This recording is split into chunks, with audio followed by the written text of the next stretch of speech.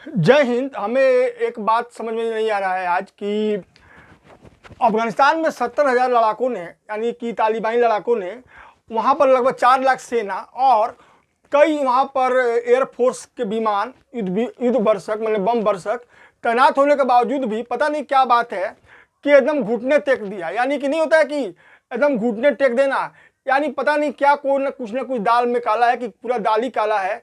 ये समझ से बाहर में आ रहा है। अब मैं आप लोगों को बात यही बताने जा रहा हूँ कि देखिए, हम लोग का देश जो है ना भारत, वहाँ पर काफ़ी कुछ निवेश किया हुआ है। ठीक है, अब क्या है कि तालिबान तो वहाँ कवर कर ही लिया है, लगभग सब कवर कर लिया है। लेकिन एक बात आप लोग हमेशा ख्याल कीजिए कि तालिबान बार बार ये बोल रहा है कि भारत का जो भी यहाँ पर काम चल रहा है उसमें कोई हम लोग हस्तक्षेप नहीं करेंगे। यानी कि यहाँ पर तालिबानियों को भारतीय शेर से खतरा है, यानी कि नरेंद्र मोदी जी से खतरा है।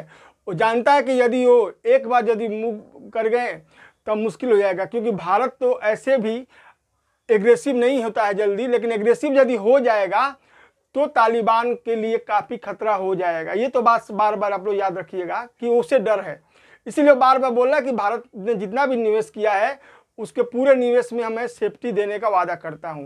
यानी कि उन लोगों को भारत की सेना से डर है, क्योंकि भारतीय सेना मतलब माउंटेन स्ट्राइकर में इतनी न जबरदस्त लड़ाकू है कि इतनी विश्व में कोई सेना लड़ाकू नहीं है। ये चैलेंज है यहाँ के सेना का, मेरे देश के सेना का, गौरव का। हम लोग को प्राउडी फील होना चाहिए।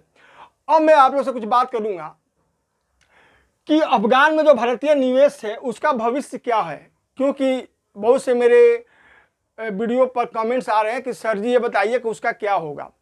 तो देखिए, पहले आप समझिए कि तालिबान के खात्मे के बाद, यानी 20 वर्ष पहले करीब, हम लोग का अफगानिस्तान और भारत के रिश्ते काफ़ी मजबूत हो गए थे। यह एकमात्र सार्क राष्ट्र है जिसके लोगों को भारत के खास लगाव है, और पिछले 20 वर्षों से भारत ने वहाँ पर लगभग 3 बिलियन से भी ज़्यादा डॉलर निवेश किया है। लेकिन भारत के इस निवेश का भविष्य क्या है, सोचिए, ये ना बात है। तो एक बात तो श्योर मैंने आप लोगों को बताया कि वहाँ तालिबानों को डर है कि भारत कभी भी अटैक कर सकता है, और इतना आसानी से भारत अपने निवेश को छोड़ भी नहीं सकता है। अब एक बात मैं आप लोगों को ये भी बताऊंगा कि इस नज़र पर, यानी कि तालिबान वहाँ पर एग्रेसिव रहे, एक तालिबान का सत्ता कायम रहे, वहाँ पर चाइना और पाकिस्तान का तो बहुत ज़्यादा ध्यान है, क्योंकि चाइना वहाँ पर खनिज संपदा के ऊपर ध्यान रखा हुआ है डकैती करने का, और पाकिस्तान सोचता है कि वहाँ के उग्रवादियों के द्वारा मैं कश्मीर में भेज करके पाकिस्तान हिंदुस्तान को अस्थिर यानी कि डिस्टर्ब करना चाहता है। इस मायने में वो खुश है। चीन ने तो ये भी बोल दिया कि मैं आपको मान्यता भी दे दूंगा देश का। अब मैं आप लोगों को बताऊंगा कि अफगान में हम लोग का जो निवेश हुआ है वो क्या क्या निवेश हुआ है। पहले देखिए, पहला हम लोग का निवेश में हम लेके चलते हैं आप लोग को सलमान डैम। ठीक है, इसको बहुत लोग सलमा डैम भी कहते हैं या सलमान डैम। इसमें क्या है कि अफगानिस्तान के ये हेरात प्रांत में ये स्थित है। यहाँ भारत ने 42 मेगावाट पावर प्रोजेक्ट लगाने का काम शुरू किया, और 2016 ईस्वी में इसका उद्घाटन भी किया गया है, और ये वहाँ के लोगों को बिजली देना शुरू भी कर दिया है। ये एक हम लोग का प्रोजेक्ट वहाँ पर चला। दूसरा हम लोग का है वहाँ पर प्रोजेक्ट, वो हम लोग का देखिए क्या है, तो जरांज नेलाराम हाईवे, जरांज नेलाराम हाईवे, ये एक रोड प्रोजेक्ट है जो कि लगभग 218 किलोमीटर की दूरी है, और ईरान और अफगानिस्तान के बॉर्डर एरिया में ये तैयार हुआ है। इसमें हुआ क्या है कि इसको बनाने के लिए हम लोग का सीमा सड़क संगठन ने काफ़ी मेहनत किया है, और यहाँ पर लगभग 150 मिलियन डॉलर भारत ने खर्च कर चुका है, और इसका भी ओपनिंग हो गया है। तीसरा देखिए, तीसरा हम लोग का है निवेश पार्लियामेंट में, यानी कि वहाँ की पार्लियामेंट एकदम जर्जर हो गई थी। नहीं होता है कि एक तो किसी महल और कोई घर और जर्जर हो जाता है, हम लोग बोलते हैं कि कितना पुराना महल है, तो उस पर दया आया मोदी साहब को, और उन्होंने बोला कि आपको मैं पार्लियामेंट नया बना कर दूंगा। अब क्या हुआ कि काबुल में लगभग 90 मिलियन डॉलर का निवेश करके अफगान संसद का निर्माण किया गया और इसे 2015 ईस्वी में खोला भी गया। नरेंद्र मोदी जी वहां पर उद्घाटन में गए थे और वहां के अशरफ गनी खां राष्ट्रपति के साथ काफ़ी देर तक वहां मीटिंग हुई थी और ये हम लोग का एक कीर्तिमान है कि वहां का संसद भवन बना दिया गया है। अब अगला हम जो आप लोग को बताने जाएंगे, एस्टोर पैलेस। देखिए एस्टोर पैलेस क्या है, तो ये भी अफगानिस्तान में इंडिया का यहाँ निवेश है और इसमें क्या है कि 2016 ईस्वी में अफगानी राष्ट्रपति अशरफ गनी और प्रधानमंत्री मोदी ने काबुल में इस एस्टोर पैलेस का उद्घाटन किया और इसमें भी काफ़ी पैसा इंडिया खर्च कर चुका है। अब अगला देखिए आप लोग 5 नंबर पॉइंट, स्वास्थ्य क्षेत्र। स्वास्थ्य क्षेत्र में क्या देखा गया कि वहाँ का कुपोषण और बच्चों में कुपोषण के साथ साथ वहाँ के लोगों महिलाओं में जो कुपोषण था उसको ध्यान रखते हुए भारतीय सरकार ने हेल्थ डिपार्टमेंट में जब ध्यान दिया तो देखा गया क्या कि बच्चों के अस्पताल का एक पुनः निर्माण कराया गया, क्योंकि एक अस्पताल था लेकिन वो काफ़ी जीर्ण शीर्ण हो गया था। अब पुनः निर्माण कराया गया और 1972 ईस्वी में इसे काबुल में बनाया गया और 1985 ईस्वी में इसका नाम रखा गया इंदिरा गांधी बाल स्वास्थ्य संस्था रखा गया है। ये उसी समय बनाया गया था, यानी कि बहुत पुराने समय में। अब अगला आप लोग देखिए 5वां नंबर पॉइंट में बताने जाऊंगा, 6ठा नंबर, परिवहन। चूंकि वहाँ सड़कें बन गई, ये सब हुआ, अब आवागमन की बात हुई तो आवागमन के लिए क्या चाहिए भाई, बस चाहिए, मिनी बस चाहिए, ये सब चाहिए ना। तो क्या हुआ कि भारत सरकार ने जब देखा कि वहाँ पर कुछ इस क्षेत्र में भी कुछ विनिवेश किया जाए तो विदेश मंत्रालय के अनुसार भारत ने शहरी परिवहन के लिए लगभग 400 बसें और 200 मिनी बसें दिया है, भारत सरकार ने दिया है।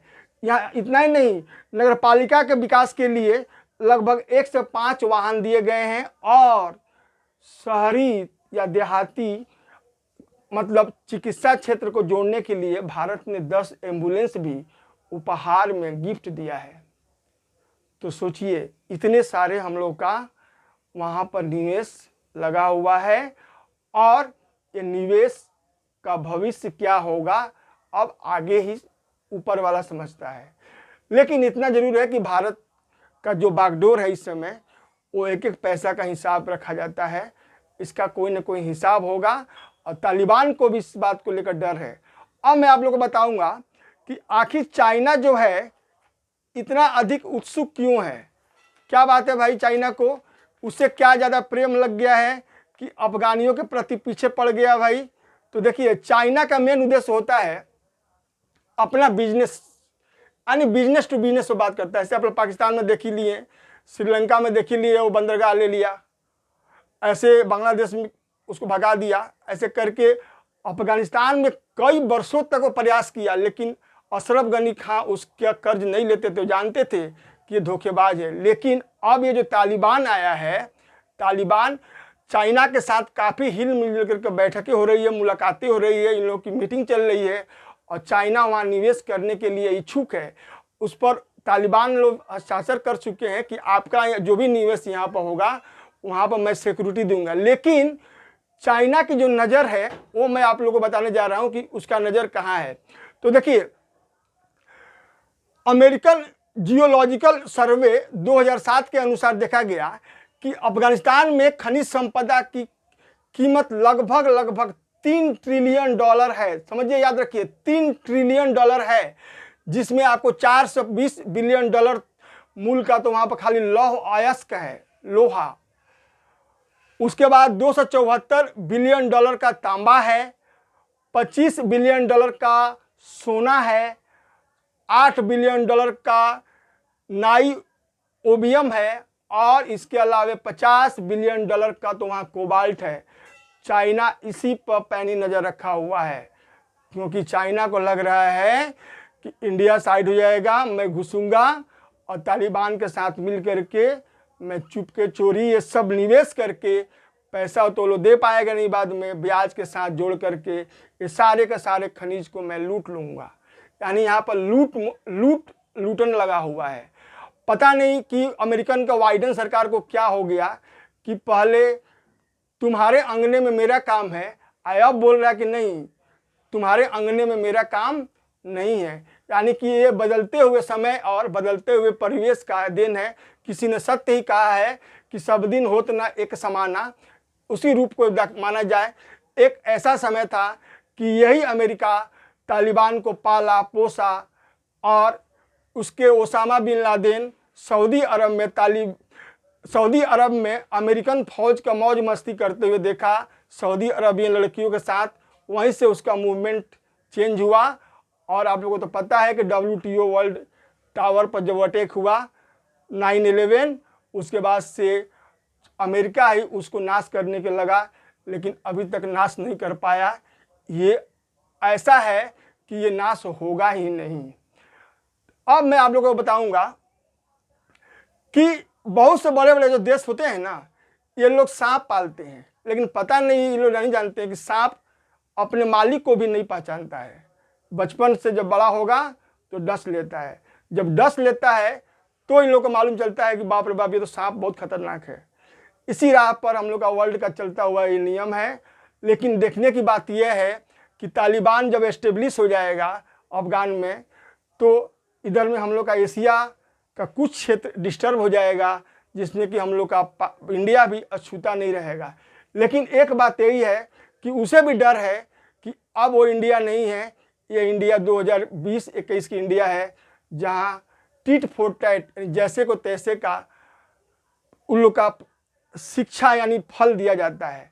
इसीलिए तालिबान बार बार ये बोल रहा है कि वादा कर रहा है कि इंडिया में जितना भी निवेश किया है वहाँ पर हम अपना कोई भी माहौल ख़राब नहीं करेंगे। यानी कि अंदर अंदर तो डर तो है। अब दर्शक आप लोग से मेरा यही अनुरोध है कि अब तो देखिए क्या होता है, क्योंकि तालिबान तो हावी हो ही गया। काबुल एयरपोर्ट पर कुछ लोग वेट कर रहे हैं, भागने वाले लोग, वहाँ भी काफ़ी गोली वोली चल रहा है, अफरा तफरी मचा हुआ है।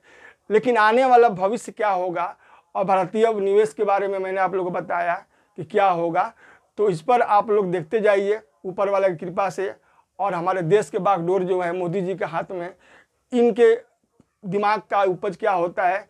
लेकिन इतना बात जरूर है कि कुछ न कुछ होगा, क्योंकि एक पैसा भी मोदी राज में छोड़ना मुश्किल है। इसीलिए मैं आप लोगों को ये पॉजिटिव थिंकिंग में बताता हूँ कि आप लोग चिंता मत कीजिए, आगे आगे देखते चलिए और होता है क्या।